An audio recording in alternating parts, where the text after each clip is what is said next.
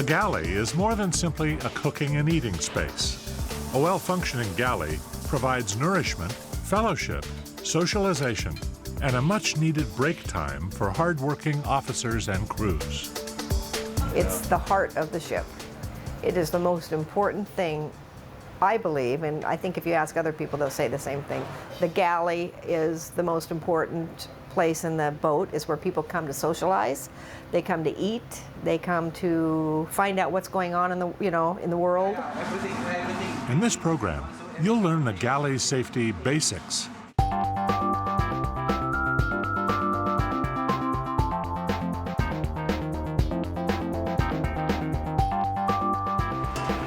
The Maritime Labor Convention, or MLC, establishes minimum working standards for a ship's galley. Regulation 3.2 states that food and drink on board must meet standards of hygiene, nutritional value, and quantity, and seafarers working in the galley must be trained in appropriate safety and hygiene practices. These include cooking skills, galley administration, prevention of foodborne disease, food and personal hygiene, nutrition and menu planning, first aid and firefighting in the galley, and waste management. Issues around food safety, nutrition, and hygiene are universal and apply to all galleys, no matter the size of the vessel or galley. However, during the filming for this program, we found that galley procedures are necessarily different from vessel to vessel. For example, if you work in the galley of a large tanker or container ship, you may have very specific rules to follow as far as proper attire and cleaning schedules. But if you work in the galley of a smaller fish processing vessel or tugboat, those requirements could be impractical.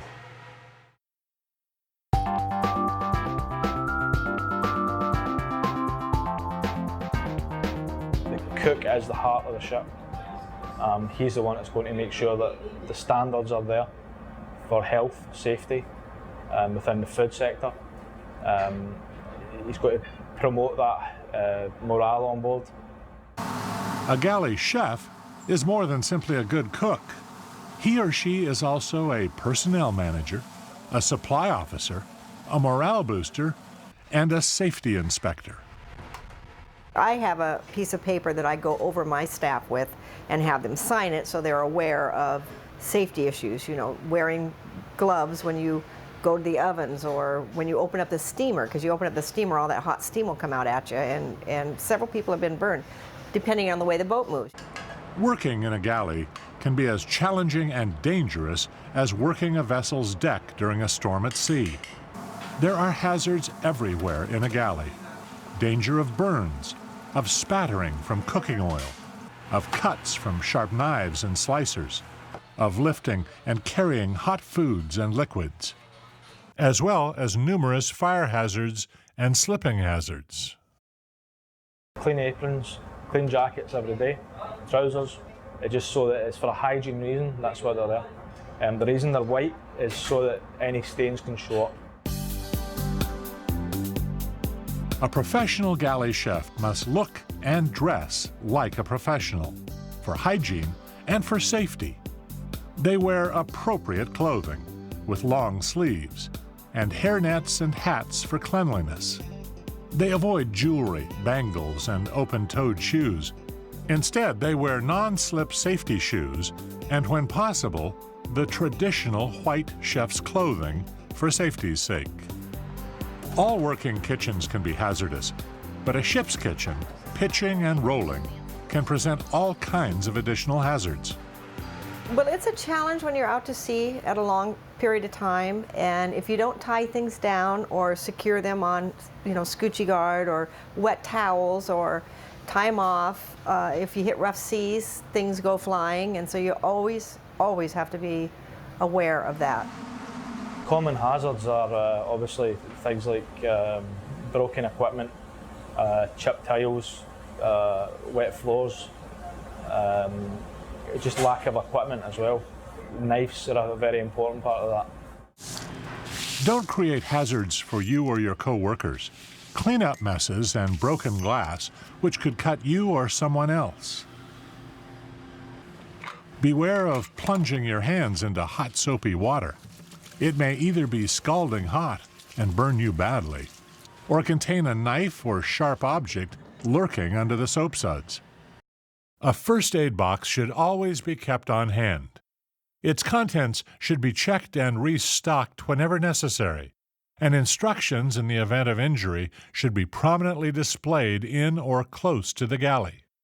Cuts or burns should be attended to immediately and properly dressed before returning to work. Decks and stairs should be regularly maintained to ensure they are free from cracks and other tripping hazards.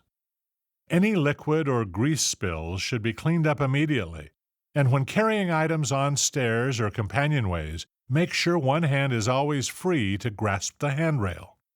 Reaching for articles out of reach or standing on unsecured objects should be avoided. Galley areas should always be adequately lit. To prevent slips and falls, wear proper footwear and use floor mats. In addition, make sure galley areas are properly ventilated to prevent condensation on deck heads and bulkheads and to ensure a comfortable working environment for the crew. Many galleys use a color coding system for their chopping boards to minimize cross-contamination. For example, red for raw meat, yellow for cooked meat, blue for fish, green for vegetables, and white for dairy. Frequent hand washing is easy to do, and it's one of the most effective ways to prevent the spread of many types of infection and illness in all settings. What is the right way to wash your hands? Wet your hands with clean running water, warm or cold, and apply soap. Rub your hands together to make a lather and scrub them well. Be sure to scrub the backs of your hands, between your fingers, and under your nails. Continue scrubbing your hands for at least 20 seconds. Rinse your hands well under running water. Dry your hands using a clean towel or air dry. There are a number of fire hazards in a galley. Faulty appliances, exhaust ducts, ventilation hoods, grease filters, dirty ovens and hot plates, improper cleaning procedures, failure to follow dress code, all can lead to serious fires.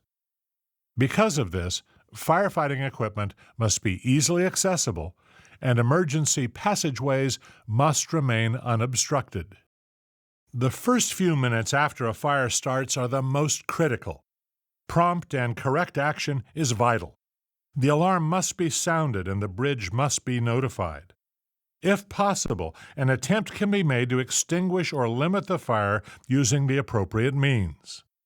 Fire extinguishers and fire blankets should always be kept on hand, and crew must be trained in the appropriate procedures should a fire break out. Openings to the space should be shut to contain the fire and stop it from spreading. The best way to prevent fires is through proper procedure. Clean the inside of ovens and the underside of hot plates regularly. Also, clean and maintain exhaust ducts, ventilation hoods, and grease filters. Ensure burners and hot plates are shut off after cooking is finished. Never exceed the rated load capacity of wires and fuses. All galley equipment and appliances should be checked and maintained on a regular basis. To sum up this section, practice safety first. Be aware of hazards unique to the galley, including danger of spatters and hot liquids, trips and falls on slippery surfaces, and sharp objects like knives or slicers.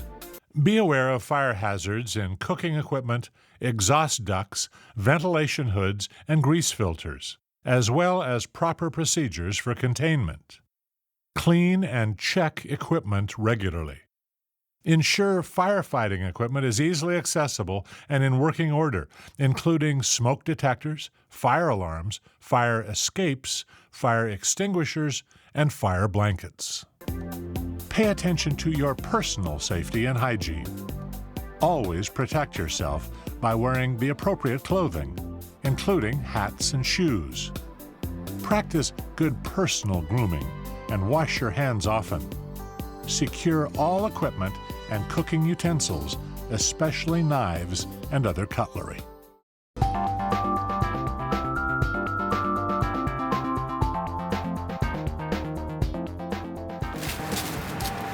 Food and stores must be handled carefully and preserved against decay or contamination. When stores arrive on board, they are fresh and usually sealed with protective wrapping. Check their freshness, expiration dates, and quality to make sure of the completeness of your order. Once the foodstuffs come aboard, they must be stored properly. Keep your storage environments safe, organized, and sanitary. Make sure you follow the first in, first out principle by rearranging storage areas so the older stores are in front, the newer in back, to ensure timely use and consumption. If the cook hasn't got his procedures correct, it means that the whole crew could become very ill. The risk of a food-borne illness is a serious one. Spoiled foods can cause nausea, abdominal pain, vomiting, diarrhea, or fever. Crew members infected with severe food poisoning can become extremely sick and even die from the consequences. So it is quite an important thing that the cook knows what he's doing when it comes to food hygiene and preparation within the galley, and cooking temperatures, correct storage. To prevent illness, you must know the rules for proper freezing and defrosting of food. Food temperature is critical. Fresh and chilled provisions should be stored at 0 to 7 degrees centigrade. Frozen foods at -22 to -16 degrees. Use a food thermometer if necessary to assure that meats especially are cooked to the appropriate temperature. The best way to defrost or thaw frozen foods is to simply move them from freezer to refrigerator overnight. Place raw or defrosting meats on the bottom shelf of the refrigerators so their juices do not contaminate other food. For quicker defrosting, you can run food under cool water, 70 degrees or colder, never warm or hot water. Thawing food in a microwave is less preferable because it begins the cooking process. But if you're going to continue cooking immediately, it's acceptable. Never thaw large items like hams or turkeys in a microwave. Never let food sit out in the open air for an extended period of time, or attempt to defrost it by simply leaving it out and exposed. Monitor the freshness and use-by dates on all provisions, and maintain a strict monitoring log for all your foodstuffs. Practice personal hygiene in the galley. Wash your hands after every job if you can, or as often as possible. Try not to cough or sneeze near food, and if you have, clean and sanitize immediately. Never smoke near food or in food preparation areas. All food preparation areas must be kept clean and sanitary. Make sure all work surfaces, utensils, cutting boards, and tableware are clean and washed in hot soapy water following each use. Countertops, work surfaces, and food storage areas must be cleaned and sanitized regularly. This includes refrigerators, freezers, and cupboards. Master Chef Kevin LePage helps coach and teach other chefs best practices in the galley. Among his suggestions, always clean up as you go. Clean up the mess you've made before you begin your next task. Practice good organization. Ensure that your stores are in order and are regularly cleaned. Arrange your menus in advance through regular meal planning. Defrost all meats and fish well ahead of time and make sure they are thoroughly thawed before cooking. Consider maintaining a work diary along with your menu plan to schedule regular cleaning of galley and refrigeration units and sharpening of knives and other regular maintenance.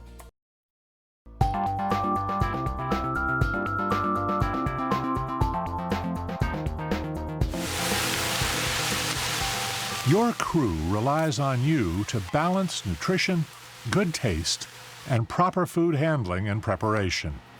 Those are big responsibilities. Efficient meal planning can help. Blackened cod, mixed vegetables, fajitas, refried beans, raviolis, Mexi fries, short ribs, and rice pilaf.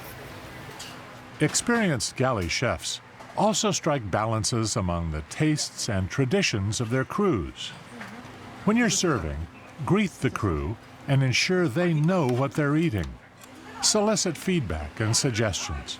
If you wish, label unusual dishes and include their ingredients. There's a big ethnic group of people on these factory trawlers, so we try to accommodate all of them. We have a lot of Muslims. You know, in the past few years, a tremendous amount that they don't eat pork.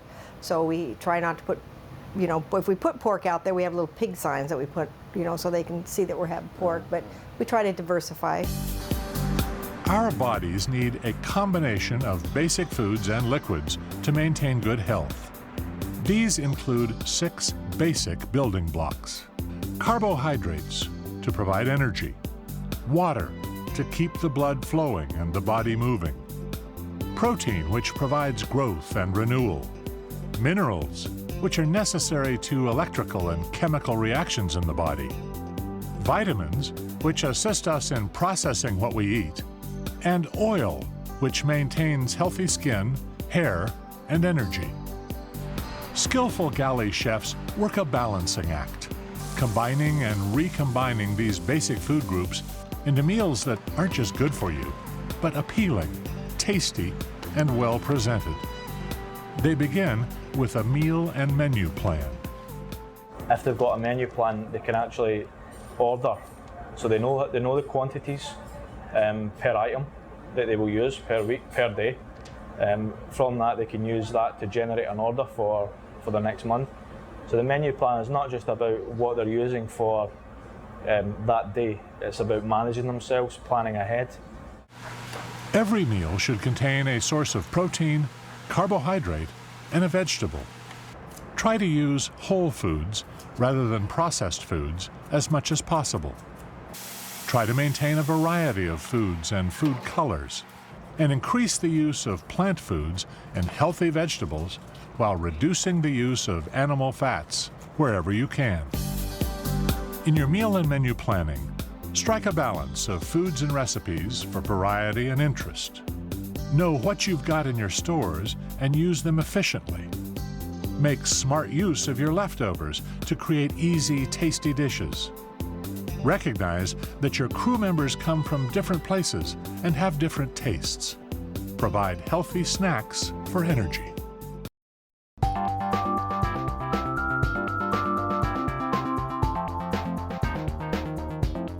Oh, it's a tremendous challenge, just standing up, being on your feet, you're moving all the time. So you're always balancing yourself, and when they say your sea legs, it is your sea legs. In meal preparation, safety must still be your first priority. Wear proper clothing that protects you from burns and spatters. Clean up behind you as you cook to maintain organization and focus. If you're preparing food well ahead of the meal, refrigerate cooked food to preserve its freshness. Any cooked food that has not been eaten and is left out more than 2 hours should be discarded. I use leftovers a lot. I try to utilize my leftovers. If I have a pot roast, I'll take that the next day and I'll either make barbecued beef out of it, or I'll make stew out of it. You know, try to get as many meals as you can out of whatever you cook. Refrigerate any food that you wish to keep as leftovers in relatively shallow containers. Make sure that leftovers are used within 3 days of original use.